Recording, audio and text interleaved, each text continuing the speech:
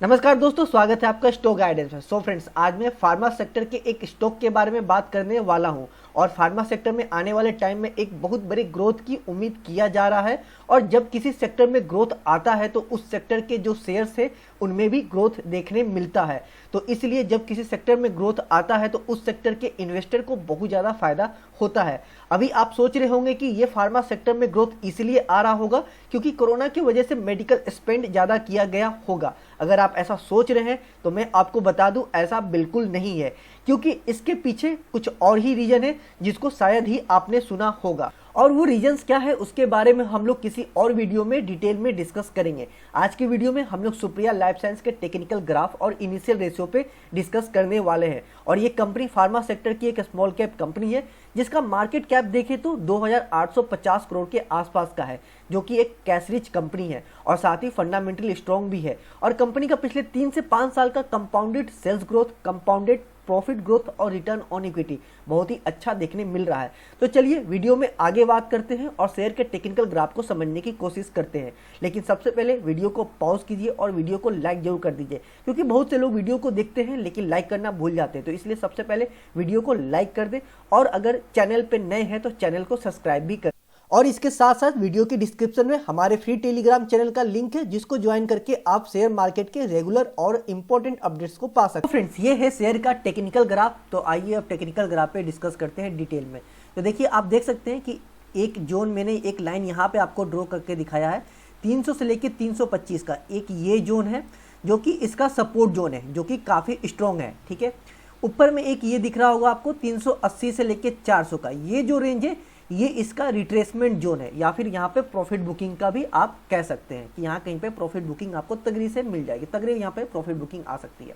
उसके बाद एक ये दिख रहा होगा आपको लाइन, ये इसका है ट्रेंड लाइन जो कि डाउन ट्रेंड है। अब ये देख सकते हैं डाउन ट्रेंड ये बनता हुआ देखने को मिल रहा है और स्टॉक इसके अंदर में ही चल रहा है। तो चलिए आइए अब वीडियो को इसमें डिस्कस करते हैं, डिटेल में आगे अच्छे से समझने की कोशिश करते हैं। तो देखिए 355.3 का 353 का आज का क्लोजिंग प्राइस है। तो आप देख सकते हैं मैंने एक यहाँ पे ये इसका सपोर्ट जोन बनाया है और यहाँ पर मैंने इसका रिट्रेसमेंट या प्रॉफिट जोन है या फिर रिट्रेसमेंट जोन है, और अभी स्टॉक बिल्कुल इसके सेंटर में है।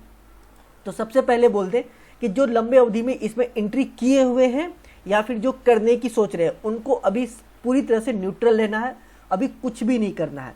क्योंकि देख सकते हैं आप एक ट्रेंड लाइन है, इसके अंदर में ही अभी स्टॉक है। तो जब तक ये ट्रेंड लाइन को जब तक ये ब्रेकआउट नहीं देगा तब तक तो इसमें मजबूती देखने तो मिलेगी ही नहीं। तो सबसे पहले तो ये बात है कि जब तक ये टूटेगा नहीं हो तब तक इसे मजबूती देखने को नहीं मिलेगी। तो अभी अंदर है तो मतलब कि वीकनेस है, तो अभी आपको खरीदारी करने की जरूरत नहीं, क्योंकि ये गिरते गिरते और नीचे जा सकता है और कहीं ना कहीं यहाँ कहीं पे इस रेंज में आएगा। तो ही आपको यहाँ पे एवरेज करनी है या फिर किसी को एंट्री करनी है। लंबे अवधि में कोई एंट्री करने का इसे सोच रहा है या फिर करने का प्लान है तो उनके लिए मैं उन्हीं के लिए है कि जब तक इस रेंज में आ जाए देन आप यहाँ पे न्यू एंट्री कर सकते हैं, या फिर जो पहले से एंट्री किए हुए वो यहाँ पर एवरेज कर लेंगे। अब बात करते हैं कि अगर ये ऊपर निकल जाता है, टूट के ऊपर निकल जाता है और यहाँ कहीं रिट्रेसमेंट है, तो आपको रिट्रेसमेंट पे यहाँ पर भी कुछ भी नहीं करना है। चाहे न्यू एंट्री वाले हो, चाहे यहाँ पर आपको एवरेज करने वाले या फिर लंबे अवधि वाले हो, वो सोच रहे हो कि यहाँ पे और चलो ठीक है और खरीदारी कर लेते, तो अभी ऊपर में आपको कुछ भी खरीदारी नहीं करनी है। लंबे अवधि वाले हो तो बिल्कुल खरीदारी ना करें, जो पहले से एंट्री किए हुए लंबे अवधि में उनके लिए तो कुछ भी नहीं करना, उनको न्यूट्रल रहना है। और जो न्यू एंट्री करने की सोच है तो उनके लिए मैं कहूँगा कि यहाँ कहीं पे एंट्री ना करें जब तक ये टूटेगा नहीं, जब तक ये इसको ब्रेकआउट देगा नहीं तब तक के लिए आपको न्यू एंट्री नहीं करनी है। इसको ब्रेकआउट देगा तो समझ लीजिए कि अब इसमें एक मजबूती आ गई स्टॉक में, देन ये यहाँ पर 500 से लेके 525 के रेंज में जाता हुआ देखने को मिलेगा। अगर ये 400 के ऊपर ब्रेकआउट देके ऊपर चला गया देन आपका ऊपर जाते ही फिर आपका ये जो रेंज है ये इसका सपोर्ट बन जाएगा, जो कि काफ़ी मजबूत रहेगा और टारगेट निकल के आएगा 500 से लेके 525 का, ये होगा इसका पहला टारगेट। और इससे भी ब्रेकआउट दिया तो अगला टारगेट निकलेगा 600 का, जो कि इसका लाइफ टाइम हाई है। तो ऊपर अगर जाता है तो लंबे अवधि वाले जो पहले से एंट्री है उनको न्यूट्रल रहना है, कुछ भी नहीं करना है। न्यू एंट्री जो करना चाहते हैं तो वो 400 के ऊपर में ये ब्रेकआउट देगा तो ही आप यहाँ पे एंट्री करिएगा। और अगर ये नीचे आ रहा है तो फिर तो कोई बात नहीं है, अभी तो न्यूट्रल है तो पूरी तरह से न्यूट्रल रहिए। नीचे आता है तो इस जोन में आते ही आप यहाँ पे खरीदारी कर सकते हैं, चाहे वो लंबे अवधि में पहले से एंट्री किए हुए हो, चाहे वो न्यू एंट्री करना चाहते हो, तो वो भी इसी रेंज में आए तो फिर यहाँ पे एंट्री कर लिएगा। यहाँ फिर ये एक अच्छा ये जो जोन है काफ़ी अच्छा है यहाँ पे एंट्री करने के लिए। और अगर ये भी टूट जाता है, वीकनेस अगर बनी रही और ये भी टूटता है, तो फिर आप समझिएगा अच्छा खासा एक फॉल देखने को मिलेगा, जो कि बहुत तेज़ी से नीचे जाता हुआ देखने को ये मिलेगा। और एक चीज़ मैं आपको बता दूं, ध्यान रखिएगा, जब तक ये जो है रिट्रेसमेंट जोन, इससे जब तक ऊपर नहीं निकलेगा तब तक इसमें मजबूती देखने नहीं मिलेगी। आप इस चीज़ का ध्यान रखिएगा। और ट्रेंड लाइन ये जो है, ये अगर ये इसको डाउन ट्रेंड है तो ये रिस्पेक्ट करते हुए नीचे जाने की उम्मीद ज़्यादा है। अब ये 1 महीने टाइम लेके जाए, चाहे 10 दिन लेके जाए, जो भी जाए, ट्रेंड जो है, जो इसका चाल जो है, ये नीचे की ओर है। तो ये आप इसलिए ट्रेंड लाइन को ध्यान रखिएगा। अब मजबूती तो इसके ऊपर, चाहे वो यहाँ कहीं से घूम के निकले, चाहे यहाँ से घूम के निकले, या कहीं भी से भी घूम के निकले, जब तक ये इस रेंज को 380 से लेकर 400 को रेंज को ब्रेकआउट नहीं देगा, तब तक इसमें मजबूती देखने नहीं मिलेगी। ये इस चीज़ का आप ध्यान रखिएगा। ये टूटते ही इसमें अच्छी खासी मजबूती मिलेगी, जो कि ये 500 की तरफ निकलेगा बहुत तेज़ी से। और अगर ये भी ब्रेकआउट देता है तो फिर लाइफ टाइम हाई की तरफ निकलेगा बहुत ही तेज़ी से। तो तेज़ी इसके 400 के ऊपर ही, या मजबूती 400 के ऊपर ही आपको देखने मिलेगी। सो फ्रेंड्स, ये था इसका टेक्निकल रिव्यू और टेक्निकल इस ग्राफ पे डिस्कशन। चलिए अब साथ ही कुछ इनिशियल रेशियो पे भी डिस्कस कर लेते हैं। और इसलिए क्योंकि इसमें लंबे अवधि में जो एंट्री किए हैं या जो करने की सोच रहे हैं, उन पे ये वीडियो बन रहा है, तो उन पे ये डिस्कशन हुआ है इसका टेक्निकल ग्राफ पे। तो साथ में इनिशियल रेशियो पे डिस्कस कर लेते हैं, ताकि उन्हें एक मोटा मोटी ठीक ठाक एक आइडिया मिल जाए कि कंपनी फंडामेंटली स्ट्रॉन्ग है या नहीं है। सो फ्रेंड्स, कंपनी की इनिशियल रेशियो की बात करें तो मार्केट कैप देखें तो 2848 करोड़ का मार्केट कैप है, जो कि एक स्मॉल कैप कंपनी है। वही आज की डेट में शेयर का प्राइस देखें तो पर शेयर का प्राइस 354 रुपये का है। स्टॉक पी देखें तो 16.8 है, इंडस्ट्री पी 22.4 है। तो स्टॉक पी अपने इंडस्ट्री पी से कुछ नीचे ट्रेड कर रहा है, जो कि एक अच्छी बात है कि स्टॉक पी अभी सस्ता मिल रहा है अपने इंडस्ट्री पी से। प्राइस टू बुक वैल्यू की बात करें तो 4.5 का प्राइस टू बुक वैल्यू है। वही इसको कंपेयर करते हैं इसके सेक्टर पीवी से, तो वो भी 4 समथिंग का 4.28 का सेक्टर पीवी होता है इनका फार्मास्यूटिकल का। और स्टॉक का पीवी देखते हैं, पीवी रेशियो स्टॉक का प्राइस टू बुक वैल्यू, तो स्टॉक का भी 4.63 है। तो अपने इंडस्ट्री पी के पास ही ट्रेड कर रहा, हल्का सा ऊपर है। हालांकि आप इसे एक तरह से इक्वल कह सकते हैं कि शेयर का पीवी रेशियो अपने सेक्टर पीवी के पास ही है। तो अभी ये 4.5 गुना ज़्यादा महंगा मिला, तो कहीं ना कहीं वैल्यूएशन बहुत ज़्यादा महंगा तो नहीं कहूँगा, बट हाँ वैल्यूएशन महंगा है। और नीचे मिल जाता प्राइस टू बुक वैल्यू तो और अच्छी बात होगी। वही डिविडेंड यील्ड की बात करें तो कुछ खास नहीं है, एक तरह से आप इसे 0 कह लें। फेस वैल्यू यहाँ पे 2 है, आगे आपको एक बार स्पीड देखने के लिए जरूर मिलेगा। ईपीएस की बात करें तो लगभग 21 रुपये समथिंग का ईपीएस है, जो कि मैं इसे बहुत अच्छा तो नहीं कंसीडर कर सकता, बहुत खराब भी नहीं कहूँगा, ओके सा ईपीएस कहा जा सकता है। आरओसी की बात करें तो आरओसी अगर देखें तो 43% का आरओसी है, जो कि एक बहुत ही बेहतरीन आरओसी देखने को मिल रहा है। वही आरओई की बात करें तो 34 समथिंग % का यहाँ पे आरओई है, जो कि ये भी एक बहुत ही बेहतरीन आरओई देखने को मिल रहा है। सेल्स ग्रोथ की बात करें तो 35% का सेल्स ग्रोथ है, जो कि एक अच्छा सेल्स ग्रोथ है। प्रॉफिट ग्रोथ की बात करें तो लगभग 23% के आसपास का प्रॉफिट ग्रोथ है, जो कि ये भी एक बहुत ही अच्छा प्रॉफिट ग्रोथ देखने को मिल रहा है। कैश की बात करें तो 228 करोड़ का कैश है कंपनी के पास में हो जाएगा। डेट देखते हैं तो 27 समथिंग 27.5 करोड़ का डेट है। तो फ्रेंड्स आप एक चीज़ यहाँ पे देखिए, कंपनी के पास डेट बहुत कम है, बहुत ही छोटा सा डेट है। कंपनी के पास कैश बहुत ज़्यादा है, कैश रिच कंपनी है, और जो डेट है कंपनी से उससे कई गुना ज़्यादा कंपनी के पास कैश है। तो आप इस कंपनी को आप इसको डेट फ्री और कैश रिच कह सकते हैं। टेक्निकली नहीं कहेंगे कि डेट फ्री है, क्योंकि कुछ ना कुछ डेट तो है कंपनी पे, तो डेट फ्री नहीं कह सकते टेक्निकली। बट हाँ, कंपनी के पास इतना ज़्यादा कैश है और डेट इतना छोटा है, तो आप इसको एक तरह से debt free cash rich company कह सकते हैं। नहीं तो आप इसे लो डेट कैश रिच कंपनी तो आराम से और ज़रूर कह सकते हैं। तो यहाँ पे कंपनी कैश रिच कंपनी है, ये यहाँ पे क्लियर दिख रहा है।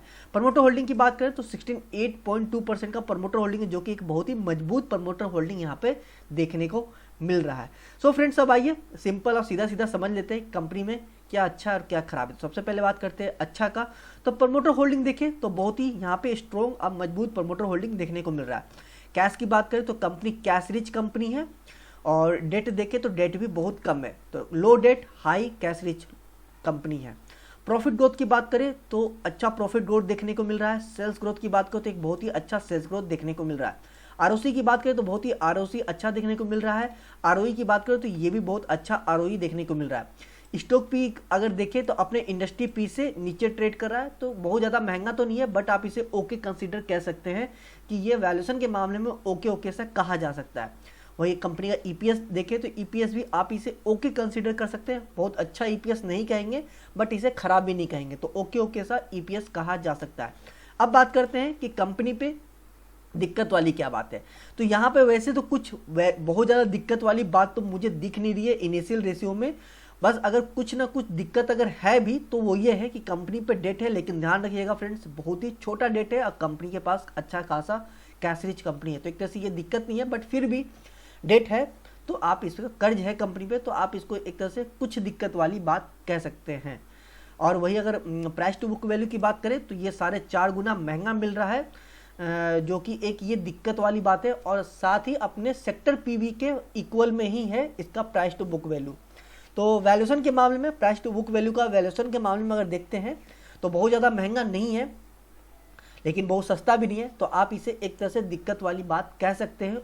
ओके सा दिक्कत है, वैसी बहुत ज़्यादा दिक्कत वाली बात नहीं है। तो जो भी दिख रहा है यहाँ पे दिक्कत वाली बात अगर दिख रही है तो बस दो ही चीज़ कि प्राइस टू बुक वैल्यू और डेट, यही दो चीज़ दिक्कत वाली बात लग रही है, लेकिन ये बहुत ज़्यादा दिक्कत वाली बात नहीं है, बस ओके सा देखने को मिल रहा है। तो आप एक तरह से, मैं इसे अगर सिंपली कहूँ और आप इसको सिंपली समझे तो मैं कहूँगा कंपनी फंडामेंटली स्ट्रॉन्ग है। हालांकि ये सिर्फ इनिशियल रेशियो पे है, तो इनिशियल रेशियो पे डिस्कस किए हैं, तो यहाँ पे क्लियर हमें नहीं समझ में आया कि क्या सच में कंपनी फंडामेंटली स्ट्रॉन्ग है या नहीं है।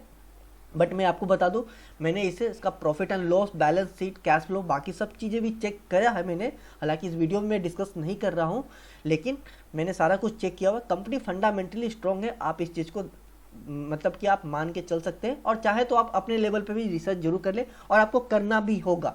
अगर आप इसमें लंबे अवधि में जाना चाहते हैं तो मैं कहूँगा आप जा सकते हैं। और प्लीज़ इस वीडियो के आधार पे आप कोई भी डिसीजन मत लीजिएगा, आप अपने लेवल पे रिसर्च करिएगा, कंपनी का सारा कुछ फाइनेंशियल पूरा चीज़, बिजनेस, हर चीज़ चेक करिएगा, देन आप अपना डिसीजन लीजिएगा। बट मेरा सजेशन होगा, मेरे पॉइंट ऑफ व्यू से मैं तो यही कहा कि मैंने जितना रिसर्च किया, मेरे हिसाब से कंपनी फंडामेंटली, फाइनेंशियली, हर तरह से कंपनी एक मजबूत है, एक अच्छे सेक्टर में काम करी है, फार्मा सेक्टर में काम करती है, जिसका डिमांड हमेशा बना रहेगा। और प्लस कंपनी एपीआई पे काम करती है, जिसको कहते हैं एक्टिव फार्मास्यूटिकल इंग्रेडिएंट, जो कि सबसे ज़्यादा फार्मा सेक्टर में काम करने वाली, ये देखा जाता है कंपनी एपीआई का काम करती है कि नहीं करती है। बट हाँ, वो एपीआई कितना मीन्स कि वो कितना अच्छे एपीआई पे काम करती है, मीन्स कि डिमांडिंग है, कितना ज़्यादा डिमांडिंग वाली एपीआई पे काम करती है कि नहीं करती, वो अलग बात है, वो कंपनी के बिजनेस मॉडल पे जाएंगे देन आप वो पता चलेगा। बट हाँ, लेकिन मोटा मोटी ये तो क्लियर है कि company financially fundamentally strong company है, और इसके साथ लंबे अवधि में बिल्कुल जाया जा सकता है, वैसी कोई दिक्कत वाली बात नहीं है। सो फ्रेंड्स, ये था शेयर का टेक्निकल रिव्यू, पर ये मेरा पर्सनल ओपिनियन है, और मेरा पर्सनल ओपिनियन सही भी हो सकता है और गलत भी, लेकिन आपका पर्सनल ओपिनियन क्या है मुझे कमेंट सेक्शन में जरूर कमेंट करें। और अगर आप किसी और भी शेयर का टेक्निकल रिव्यू चाहते हैं तो मुझे कमेंट सेक्शन में कमेंट कर दे, मैं उस पर वीडियो बनाने की पूरी कोशिश करूंगा। उम्मीद है ये मेरी छोटी सी कोशिश आपके कुछ काम आएगी। मिलते हैं अगले वीडियो में, तब तक के लिए आप अपना और अपने पोर्टफोलियो का ख्याल रखें।